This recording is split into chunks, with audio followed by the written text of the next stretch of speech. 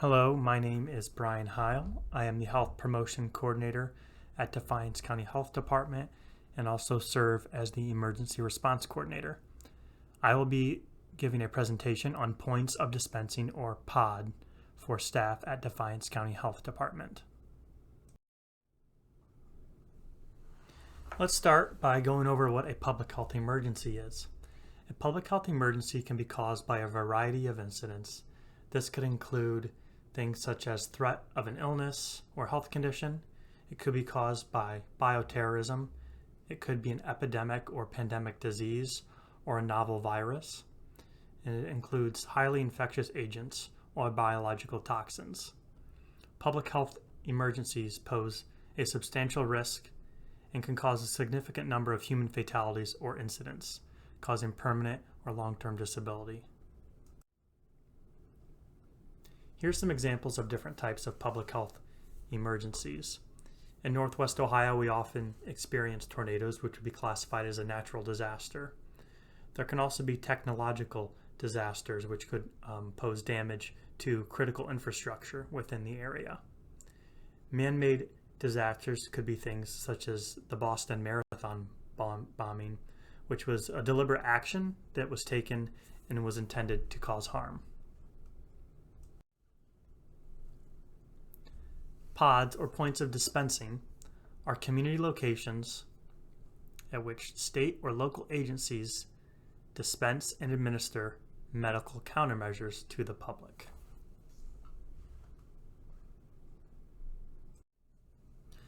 On the previous slide, I used the term medical countermeasures.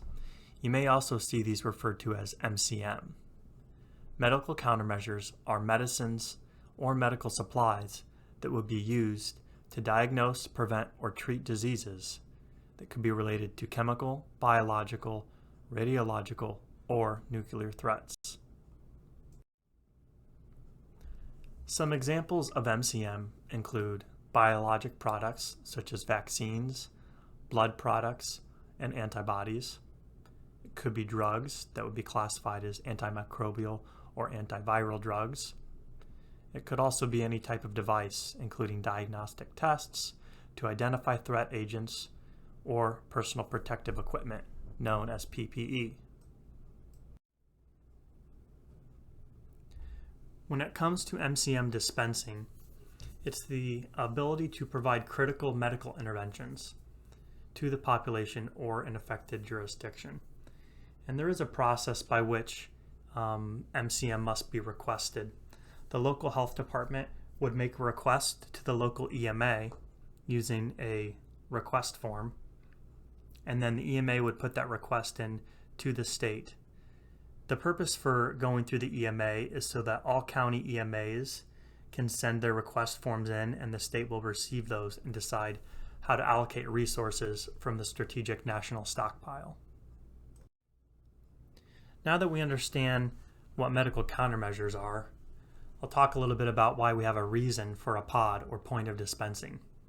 The purpose of a POD is to distribute medical countermeasures to the public. You would want to consider a good general location that is in the community to set up a POD. This means you want the ability to reach large portions of the population. And a POD is useful because you can have all resources in one location. In a disaster, it may be necessary to set up PODs quickly, and it is certainly important to have them operate efficiently.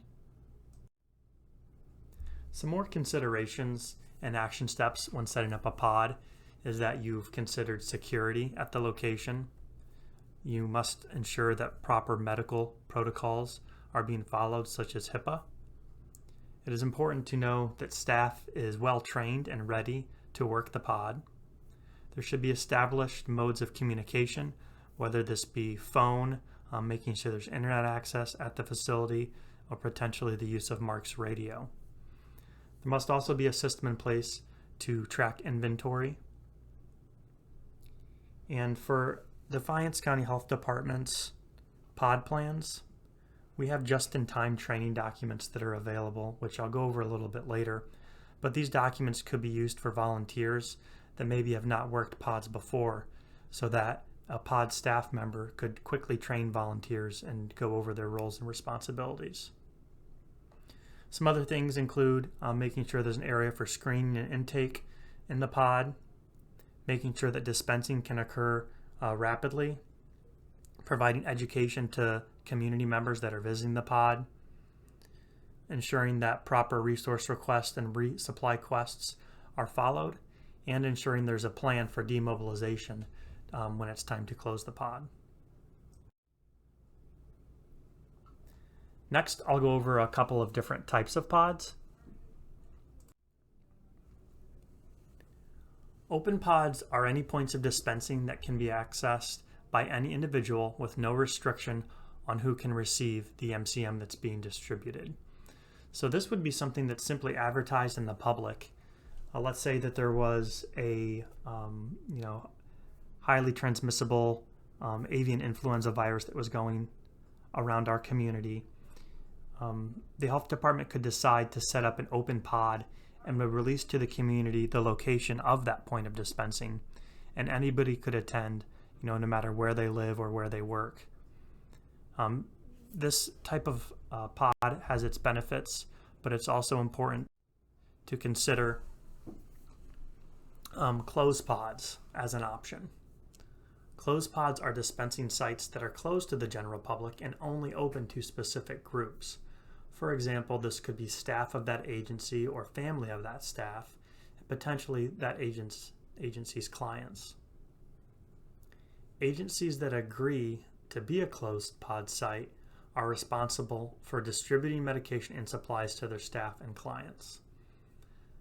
Health department or surge staff could also work in the closed pod locations, but that agency would take the lead role in facilitating distribution of medical countermeasures. Another type of pod which has been used in the past in Defiance County are drive-through pods. These types of point of dispensing can be used if and when recommended, depending on the need. This is beneficial because it limits contact with potentially infected individuals into the physical facility, and community members can simply drive up to receive medical countermeasures. This could be a drive-through vaccine clinic. It could be distributing pills if there's some type of antiviral that would need to be distributed to the community, or people could simply drive through to get COVID-19 tests, for example, or to receive N95 masks. This can be beneficial to those in the community who may not be able to access traditional pods, and it is best designed for when there's going to be a little or not much personal contact between the public and the staff member. In Defiance County, we have identified open pod locations, and we have MOUs or memorandums of understanding with these agencies. The first is Defiance County East. This is also the Defiance County drop site. So as I mentioned earlier, when requests go to the EMA submits that to the state, and then we may receive medical materials through the Strategic National Stockpile. The Defiance County East building is identified as the county drop site, so we would, and we have in the past, received medical materials directly to Defiance County East, and they're unloaded from a box truck or semi, and then are stored in the county cache, which is at Defiance County East. Defiance County Health Department is also identified as an open pod, so our agency itself is a location that we could open for vaccine distribution, pill distribution, or any other type of medical countermeasure. The last two remaining open pods are Defiance High School and Fairview High School. Closed pod examples, we do not have any MOUs currently to identify closed pods. However, some examples would be long-term care facilities, educational institutions such as Defiance College, mental and behavioral health agencies, senior living facilities, or critical infrastructure sites such as wastewater and water treatment plant operators. These are all great examples because they serve a specific population that during a public health emergency, it could be critical for them to receive medical countermeasures for them to maintain their services. A public health emergency may require the distribution of medical countermeasures using a tier-based system that is based on CDC guidance. In this system, Tier 1 would include the highest priority groups, such as essential societal needs like healthcare providers, emergency service personnel, and medical countermeasure manufacturers. This group would also include highly vulnerable populations, such as pregnant women and infants. Tier 2 would include critical community support personnel like pharmacists, and those that provide utility services such as electricity and natural gas. During an emergency, it's crucial to keep infrastructure running so that it would not be a compounding factor during the public health emergency. Tier 2 would also include high-risk children that are ages 3 to 18 and household contacts of infants that are less than 6 months old. In Tier 3, we would see other critical infrastructure groups, such as those that maintain transportation or financial infrastructure and other healthcare and critical government personnel. This group would also include healthy people that are ages 3 through 18. Tier 4 would include, as I mentioned earlier, there are many positions that are required for a pod to operate efficiently. Most of the staff at a pod will be in the operations section. There's a lot of planning that occurs prior to pod operation, so I do not have that staff chart listed here. But as you can see on this slide, the main sections during pod operation would be responsible for managing lines at the pod, the medication section, a supply section or inventory section at the pod, and a security or safety section at the pod. This chart could be expanded or reduced depending on the need and the amount of staff or volunteers available to work at the pod. In the line section, key responsibilities would include a line lead, a registration or greeter, and additional line staff. The medical section, again, there would be a lead in this section. There would need to be screening staff or volunteers, and then those that are actually dispensing the medical countermeasures, whether it be vaccines, personal protective equipment, or some other MCM. The supply section would ensure that inventory is under control and that supplies are being replaced as necessary. For this section, there would be runners and clerks for record keeping. The security section would involve staff or volunteers that are managing line flow in the parking lot, throughout the building, at the entrances and exits, just making sure that those that enter the pod are getting to places appropriately, and that if there's any incidents that would arise during pod operation, that law enforcement would be contacted as necessary. Pretty soon we'll look at a setup of a pod, and some components of a pod include a triage station. This area would be used for greeting, triage of those community members that are showing up to the pod, and serve as registration for those that enter the pod. The next area would have a section for distribution of forms and completion of the forms, providing an area for community members to complete the forms that are necessary. Pod staff would then be able to review forms and have a medical screening area. Next would be the actual dispensing station for the medical materials. It would be important to have a first aid station in case there would be any adverse effects if medical countermeasures are given at the pod, such as vaccines. Then a first aid station would be available to aid those that may need that support. Depending on the emergency, a pod may also have a counseling and support area. This is where we would enlist the help of mental health care providers. If there were a mass casualty event or something that could have, adverse effects on community members, they could come to the pod, receive medical countermeasures as necessary, and then also would be offered counseling or support services. There could be media coverage coming in or out of the pod, and so it would be important to include an area for public information officers and for media to be staged in that area within the pod. And then pod command staff, just an area that, depending on the operation of the pod, that command staff would be able to meet to have planning meetings and further discuss pod operations. So here's an example layout of a pod.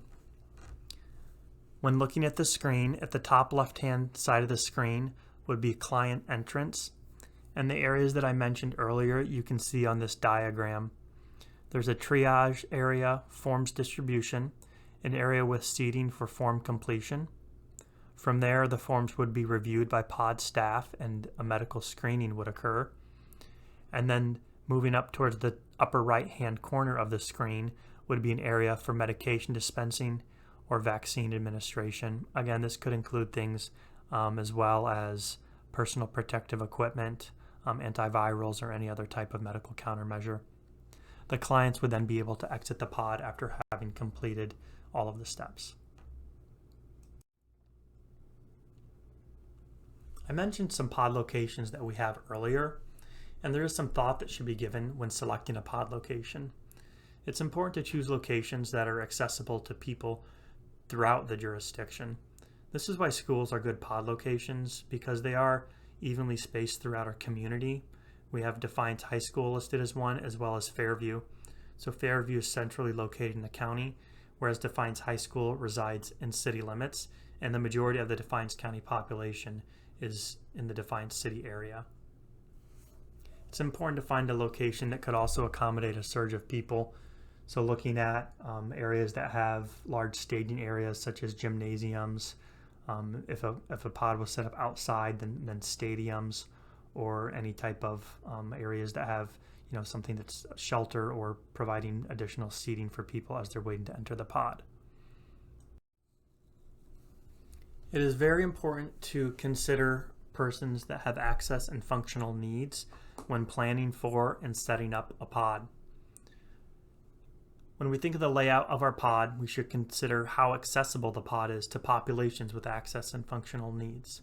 On this slide, we can see some ways that we can actively work to make sure that pods are accessible to all people in our community.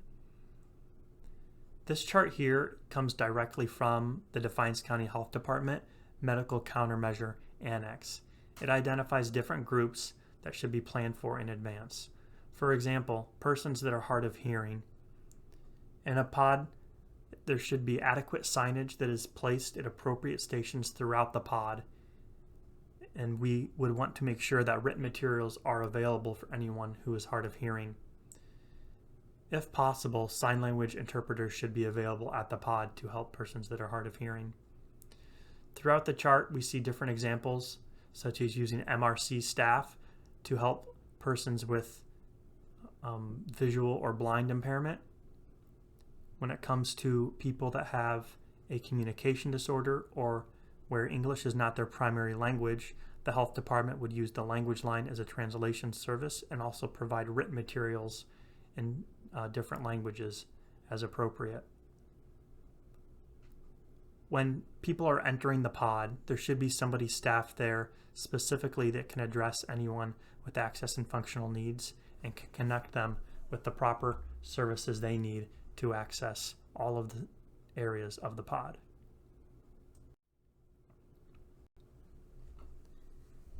In summary, pods are predetermined locations with a system in place where people can receive medical countermeasures to protect against a public health threat.